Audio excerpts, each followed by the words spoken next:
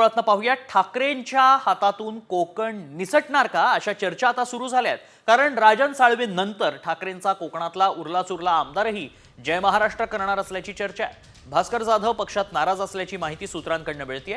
भास्कर जाधव पक्षात आल्यास त्यांचं स्वागतच आहे असं सूचक विधान उद्योगमंत्री उदय सामंतांनी केलंय.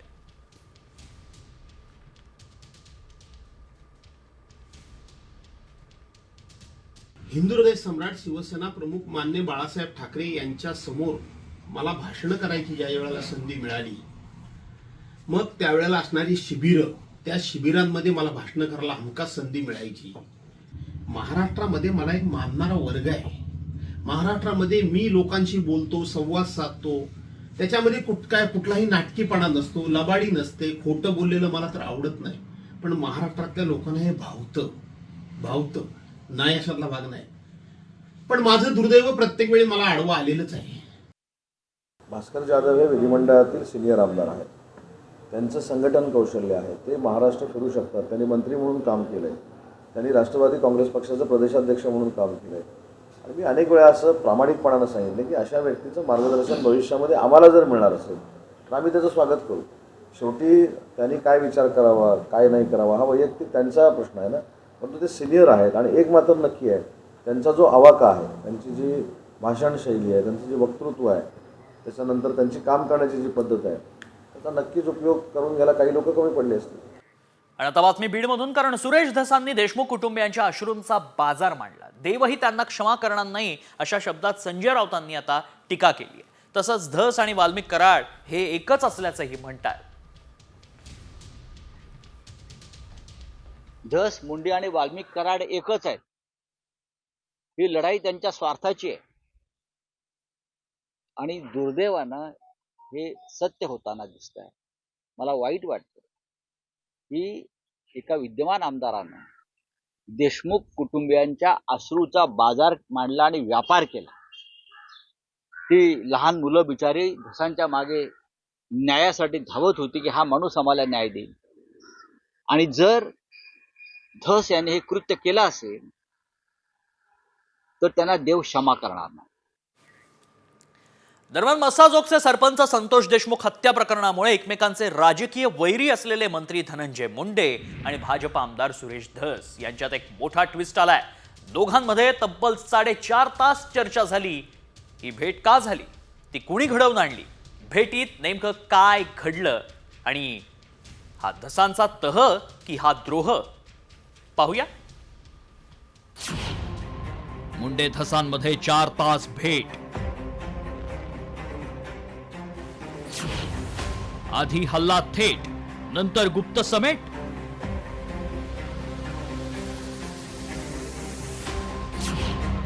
धसांचा मुंडेंसोबत तह की देशमुखांसोबत द्रोह.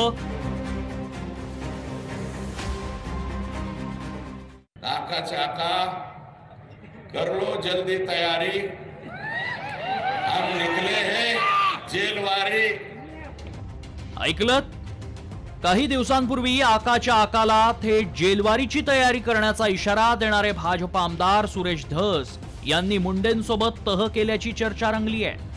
आणि ही काही कोणत्या विकास कामांसाठी किंवा मुख्यमंत्र्यांनी बोलावलेल्या चर्चेसाठी भेट नव्हती, तर धस थेट मुंडेंच्या घरी जाऊन त्यांना भेटले. आणि थोडं नव्हे तर 4.5 तास मॅरेथॉन चर्चा या भेटीत झाली. आणि या भेटीचे साक्षीदार आहेत ते म्हणजे भाजपचे प्रदेशाध्यक्ष चंद्रशेखर बावनकुळे. तर ते आजारी असल्यानं त्यांना भेटलो, मात्र 4 तासांच्या भेटीबाबत बावनकुळेंनाच विचारा असं सांगत धसांची चिडचिड झाल्याचं दिसलं. नाही, बरोबर आहे ना. मी माननीय धनंजय मुंडे आणि माननीय सुरेश धस यांच्यासोबत 4-4.5 तास सोबत होतो. त्यांचे मतभेद आहे, मनभेद नाही आहे. ते दोघंही इमोशनल आहे खूप. आणि थोडे मतभेद आहे काही विषयावर. त्या विषयाचे मतभेद लवकर दूर होतील. शेवटी माणसाच्या जीवनामध्ये काळ असा असतो, काळ काही मतभेद दूर करत असतं. काही काळाने धनंजय मुंडे आणि सुरेश धसचे मतभेद दूर होतील. मी जे परवा त्यांना भेटायला गेलेलो आहे ते धनंजय मुंडे यांच्या तब्येतीची चौकशी करायला गेलेलो आहे. आणि तब्येतीची चौकशी करणं याच्यात गैर नाही. संतोष देशमुखचा लढा आणि तब्येतीची चौकस चौकशी याच्यामध्ये कसल्याही प्रकारचं काही संबंध नाही. कृपया जोडू नये, कोणाची मध्यस्थी नाही, काय नाही. रात्रीच्याला दवाखान्यात नेलं होतं. का दवाखान्यात नेलं? भरणे मामांनी यांनी दवाखान्यात नेलं होतं अशा प्रकारची मला माहिती मिळाली, म्हणून मी त्यांच्या निवासस्थानी जाऊन त्यांना भेटून आलो. धनंजय मुंडेंच्या भेटीबाबत नेमकं कोण काय लपवतंय असा सवाल उपस्थित होतोय. कारण बावनकुळे आणि धस यांच्या माहितीत मोठी तफावत आहे. मात्र सर्वात महत्वाचं म्हणजे थेट भाजपचे प्रदेशाध्यक्ष यात मध्यस्थी करत असल्याचंच पुढे आल्याचं दिसतं. मात्र या भेटीनं विरोधकांच्या हातात आयतं कोलीत मिळालंय. धस क्षमाशील आणि संत झाल्याचा टोला आव्हाडांनी लगावला, तर धस मैदान देशमुखांना संकटात सोडून एवढ्या लवकर पळ काढतील असं वाटलं नव्हतं, अशी टीका मनोज जरांगेंनी केली आहे.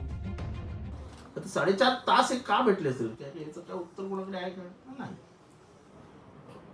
आणि सध्याच्या मी काही वागण्यात फरक दिसतोय.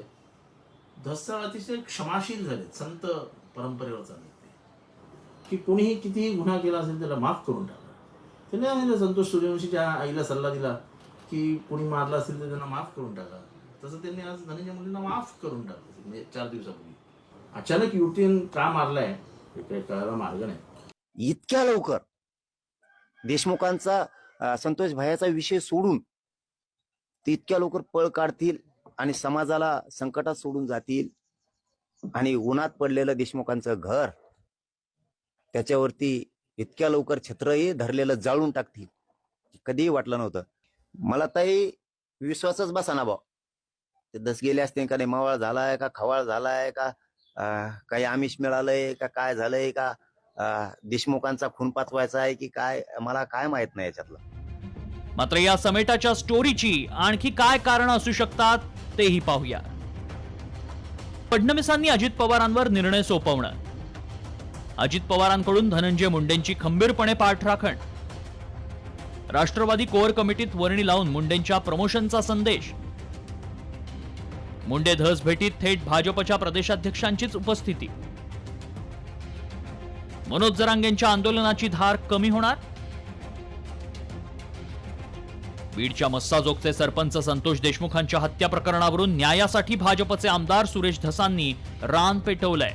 धस यांनी मुंडेंच्या आकाचे आका असा उल्लेख करत थेट जेलमध्ये पाठवण्याचा निर्धार केला होता. मात्र हे धस यांनी हे प्रकरण धसास का लावलं नाही? मध्येच त्यांना मुंडेंच्या तब्येतीची एवढी काळजी का वाटू लागली? 4 तासांच्या भेटीत नेमकी काय चर्चा झाली? असे अनेक सवाल उपस्थित झाले. मात्र सर्वात महत्वाचं म्हणजे धसांचा मुंडेंसोबतचा हा तह की देशमुखांसोबतचा द्रोह, हे आरोपींना शिक्षा मिळणार की ते मोकाट सुटणार यावरच अवलंबून असणार आहे. ब्युरो रिपोर्ट, साम टीव्ही. त्यामुळे या नंतर बीडमध्ये काय काय घडामोडी घडणार हे पाहणं महत्वाचं असणार आहे. वळूयात पुढच्या बातमीकडे.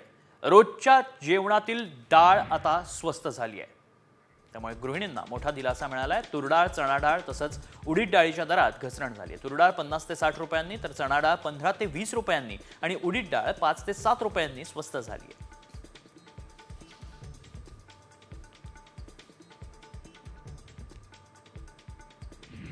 पुणे महानगरपालिका आज अमृत महोत्सवी वर्धापन दिन साजरा करते. त्यानिमित्तानं आज सायंकाळी स्नेह मेळाव्याचं आयोजन करण्यात आलंय. यावेळी सर्व माजी नगरसेवक आणि अधिकारी उपस्थित राहतील. तसंच मुख्यमंत्री देवेंद्र फडणवीस आणि उपमुख्यमंत्री अजित पवारांनाही निमंत्रण देण्यात आलंय.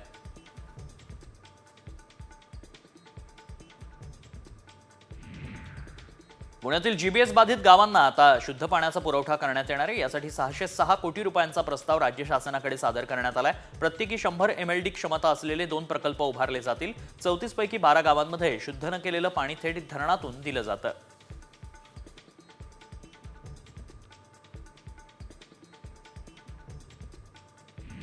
नागपुरात जीबीएसचा पहिला बळी गेलाय. 45 वर्षीय रुग्णाचा उपचारादरम्यान मृत्यू झाला. ही व्यक्ती नागपूरच्या पारडी शिवारात वास्तव्यास होती.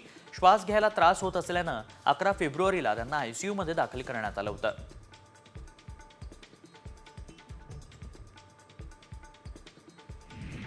अटल सेतू शनिवारी रात्री 11 वाजल्यापासून रविवारी दुपारी 1 वाजेपर्यंत वाहतुकीसाठी बंद राहील. MMRDA कडून रविवारी मॅरेथॉन शर्यतीचं आयोजन करण्यात आलंय. या मॅरेथॉनसाठी अटल सेतू सलग 13 तास बंद राहील. त्यामुळे नवी मुंबई पुण्याकडे जाण्यासाठी पर्यायी मार्गाचा वापर करावा लागेल.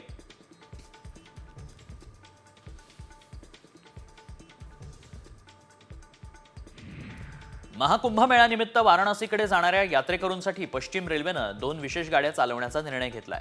वलसाड, दानापूर आणि साबरमती बनारस या मार्गांवर या गाड्या धावतील. त्यामुळे महाकुंभमेळ्यात जाणाऱ्या नागरिकांना दिलासा मिळणार आहे. या गाड्यांचं आरक्षण आजपासून सुरू होणार आहे.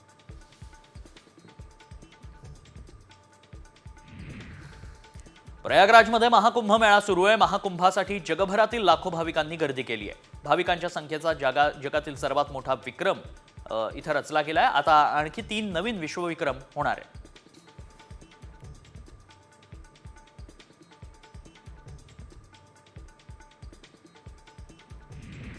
दादरच्या बँकेच्या तिजोरीतून तब्बल 122 कोटींना गंडा घातला गेलाय. न्यू इंडिया बँकेच्या माजी मॅनेजरनंच ही चोरी केली आहे. पदाचा गैरवापर करत बँकेच्या दोन्ही शाखांतून त्यानं डल्ला मारला. प्रकरणी आरबीआयनं निर्बंध लावलेत. आर्थिक व्यवहारांवर काही काळासाठी निर्बंध लावण्यात आले.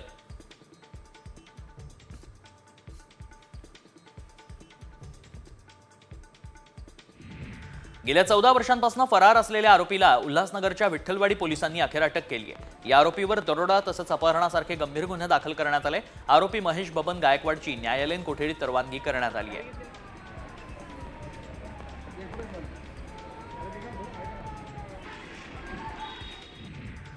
लष्करात नोकरी देण्याच्या आमिषानं तरुणांची 5 लाखाची फसवणूक करण्यात आली आहे. या प्रकरणी बन गार्डन पोलिसांनी उत्तराखंडमधील एका विरोधात गुन्हा दाखल केलाय. या आरोपीनं अजून कोणाला असं फसवलंय का याचा तपास पोलीस करतायत.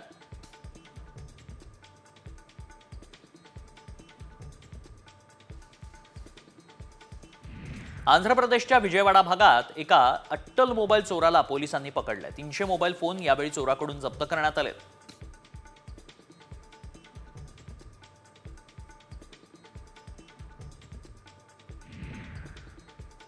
टीईटी परीक्षेचा निकाल जाहीर झालाय. या परीक्षेमध्ये 11,168 उमेदवार पात्र झालेत. एकूण निकाल केवळ 3.38% लागलाय.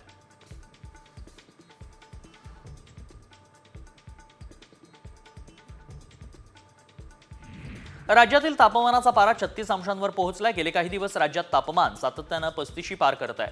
पहाटे काहीसा गारवा, दुपारी कडक ऊन असं हवामान राज्यात जाणवत आहे.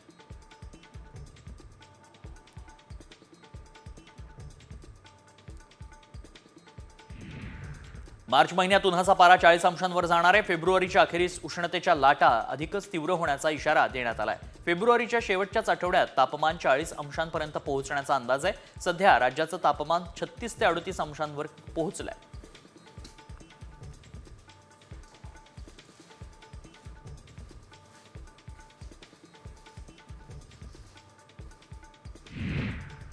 गेल्या 3 महिन्यांपासून चिपी ते मुंबई विमानसेवा बंद झाली आहे. केंद्र आणि राज्यात भाजपची सत्ता असूनही या विमानतळावरील सेवेत सुधारणा झाल्याचं दिसून येत नसल्याचं प्रवाशात नाराजी पाहायला मिळते.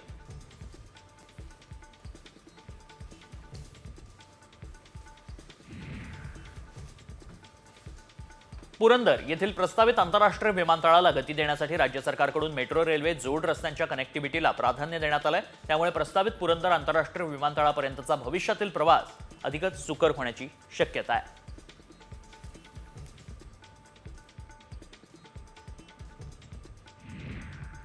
धाराशिवमधील तेरखेडामध्ये फटाके कारखान्यांवर प्रशासनाकडून कारवाई करण्यात आली आहे. यावेळी कामगारांचे कारखान्यात वास्तव्य आणि अनधिकृत वीज कनेक्शन असलेले कारखाने प्रशासनाकडून सील करण्यात आले.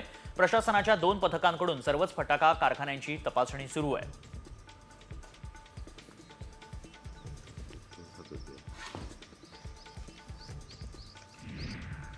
संभाजीनगरात माळीवाडा उड्डाणपुलाजवळ प्रवाशांचा जीव धोक्यात घालून ठेकेदाराचं गर्डर उचलण्याचं काम सुरू आहे. यावेळी सुरक्षेची कुठलीही खबरदारी घेण्यात आलेली नाही. त्यामुळे वाहनधारक जीव धोक्यात घालून प्रवास करतायत.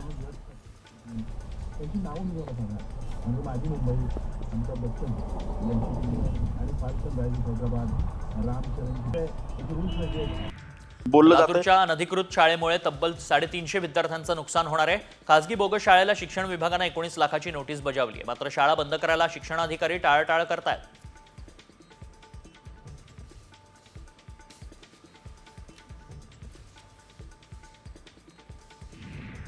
नाशिकच्या सिन्नरमधील दातली गावात 2 गटात तुफान हाणामारी झाली आहे. यावेळी त्यांनी एकमेकांवर कोयता आणि कुऱ्हाडीनं धारदार हल्ला केलाय. त्यात एकाचा मृत्यू झालाय तर 6 जण गंभीर जखमी आहेत. भाऊबंदकीच्या वादातनं ही घटना घडल्याचं समोर येत आहे.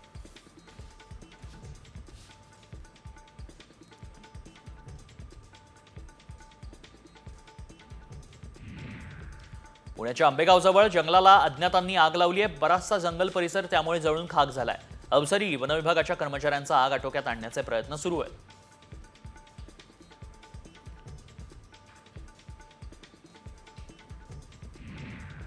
सिंधुदुर्गामध्ये वेंगुर्ले तालुक्यातील चिपी कालवंडीमध्ये एका घराला शॉर्ट सर्किटमुळे भीषण आग लागली. त्यात पूर्ण घर जळून खाक झालंय, बेचिराग झालंय. या घटनेत कोणतीही जीवितहानी झालेली नाही, मात्र घराचं नुकसान झालंय. ह्याच्या समोर ह्याच्या सगळा उभ्या खाली आहे त्याला. आमची लाईट आहे. बुलढाण्यात मलकापूर तालुक्यातील बेलाड शिवारात शेतमालाच्या गंजींना अज्ञात व्यक्तीनं दररोज आग लावतोय. त्यात अनेक शेतकऱ्यांचा शेतमाल जळून खाक झालाय. या संदर्भात पोलिसात तक्रार दाखल करण्यात आली असून त्या आरोपीचा शोध घेत आहेत. दरम्यान शेतकऱ्यांनी प्रशासनाकडे नुकसान भरपाईची मागणी केली आहे.